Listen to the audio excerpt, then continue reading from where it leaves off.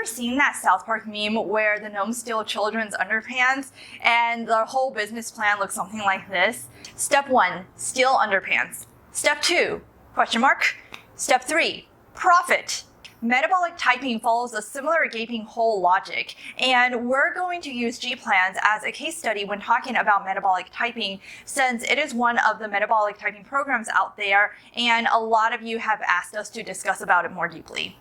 So it's really important that you stick till the end of this video to fully understand when and how to use GPlans and metabolic typing diets, and when not to. Hi Viva fam, this is Richa and Lucy, nutritionists at CoachViva.com. To keep getting science-backed practical videos like this one every week, hit the subscribe button and click that bell icon right now. I'd also like to announce that we're hosting a series of free Conquering Cravings workshops. Wait until the end of this video for the details on that. With that, let's get started. Okay, so first of all, what is the difference between GPlans and metabolic typing? Metabolic typing is a philosophy around how people should eat, and GPlans is a company that has created tools for practicing the metabolic typing philosophy. So there really is no difference. So then the next question is, what is metabolic typing? Metabolic typing was first founded by William Kelly, a dentist, in the 1970s when he was convicted of practicing medicine without a license when he diagnosed a patient with lung cancer based on a finger stick blood test. Nonetheless, he and later Harold J. Crystal, who is also a dentist, and William Wolcott popularized the diet in the 1980s. And most recently, it's become a popular practice again with Goglia's GPlans. All right, now that we know somewhat of its shaky beginnings, let's talk about the premise and the beliefs that metabolic typing and GPlans are based on. Metabolic typing is based on the premise that metabolism can vary individual to individual. This is true. There was a study done in Scotland, for example, where they found that 74% of the variation in basal metabolic rate between two individuals could be accounted by known factors like age, sex, height, and body composition. But 26% was due to unknown reasons. As in, two individuals of the same sex, age, height, and body composition could have pretty different metabolisms. There are two factors that metabolic typing believes contributes to this variation. Number one, parasympathetic nervous system, PNS, our fight or flight system, burns more calories than the sympathetic nervous system, SNS. And proponents of metabolic typing believe that some people are more PNS dominant, whilst others are more SNS dominant. And the second belief is that those with faster metabolism, who metabolic typing calls fast oxidizers, are believed to need heavier fats and proteins, while others are slow oxidizers, aka have slower metabolism, and need to eat mainly carbs, moderate protein, and low fat. And based on these two factors, all humans in the world are divided into three metabolic types. The first is protein and fat efficient. GPlan says that 74% of the world is this type. These are fast oxidizers and PNS dominant.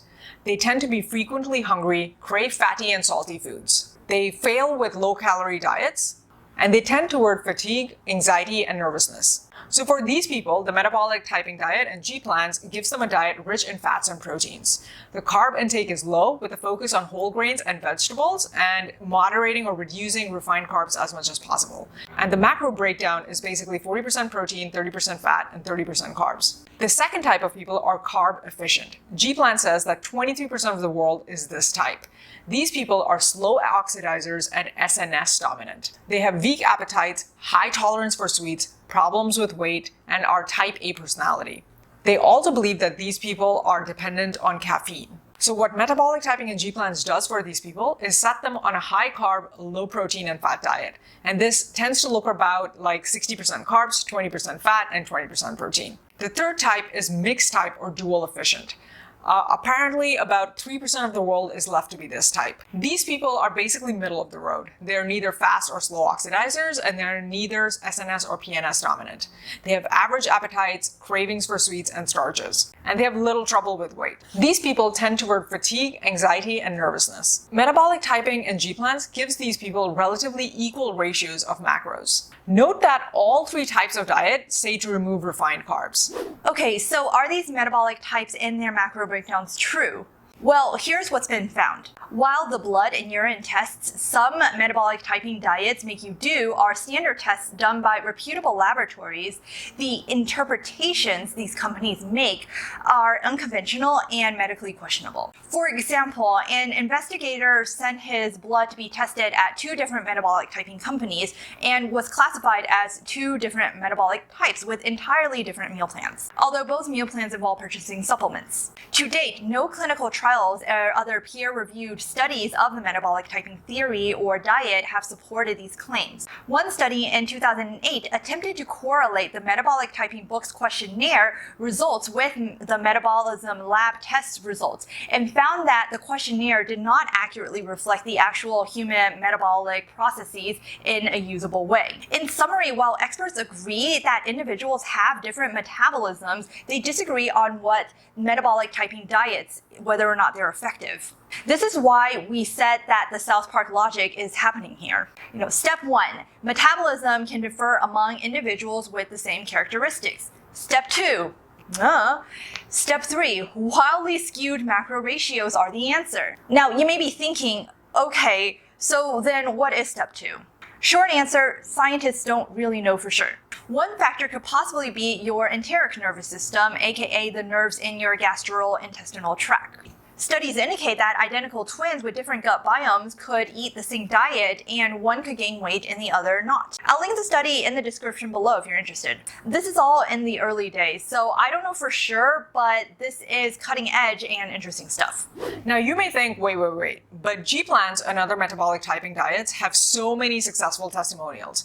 How are these success stories possible if metabolic typing isn't backed by science? Good question. Did you notice that when I was describing the 3 metabolic types, all of them removed refined carbs? What are refined carbs? Pasta, white rice, donuts, bread, all the stuff we know that we shouldn't have too much of, but we end up having so much of anyway. What carbs are left as a result? Vegetables, fruits, beans, and legumes. All the stuff we know we should have more of, but we end up not having them anyway. Notice how any diet out there tells you to do exactly this. Keto, paleo, Mediterranean, you name it. This is the highest ROI change for weight loss for pretty much everyone. The secret isn't what to do. Everyone knows that. Replace refined carbs with whole carbs. But the secret is how to do it and stick to it. A lot of popular diets like keto and paleo take a black and white approach of just slashing entire food groups totally, while others like calories in, calories out, and if it fits your macros, which is what metabolic typing and GPlans use, give you more flexibility where you don't cut refined carbs out entirely at once, you just reduce them. So is it the metabolic typing that's making a difference? If you heard Lucy discuss the scientific studies earlier, you know there is no proof that it makes a difference. What is causing the success stories is simply replacing refined carbs with whole carbs and using if it fits your macros or macro counting to keep you in a calorie deficit to lose weight. All of which you can do without going down the whole metabolic typing route. So does this mean you shouldn't use GPlans at all? It depends. First of all, I certainly wouldn't recommend following it for the science since none of it is backed up by peer-reviewed studies. What may still be beneficial is the meal planning tools GPlans provides to eat healthier and more conveniently. The meal planning tool in itself may be worth the money, especially if you don't exactly know how or don't have the time to research and meal plan nutritiously. We dive deep into the pros and cons of GPlans in the video right here. Just make sure you pick a metabolic type that has more balanced macro ratio, typically 40 to 50% carbs, 20 to 30% protein, and 20 to 30% fat, and then use their meal planning tool to meet those macro ratios in practice. But if you think you can meet and succeed at meal planning to meet those macros by yourself, then go for it by yourself. At this point, some of you may be thinking, if no peer-reviewed studies have proven the metabolic typing claims, why do these people keep selling it? As I mentioned earlier, their program does work, but because of macro counting, and that's how they still deliver on what they promise you. It's just that they lead you in the door using the metabolic typing pitch, but once you're in there, there's a veneer of using metabolic typing, but what really does the job under the hood is macro counting. Now, you may be having one of 2 reactions to this. Number 1, if the program makes me lose weight, who cares if how they got me in the door is not what actually produced the results for me? Or you could be thinking, it matters to me how they got me in the door, regardless of if it worked. If you're thinking this, then let me make you aware of the battle you're in with your own human psychology. And this awareness is the first step in winning the battle. That's exactly how Lucy and I won it.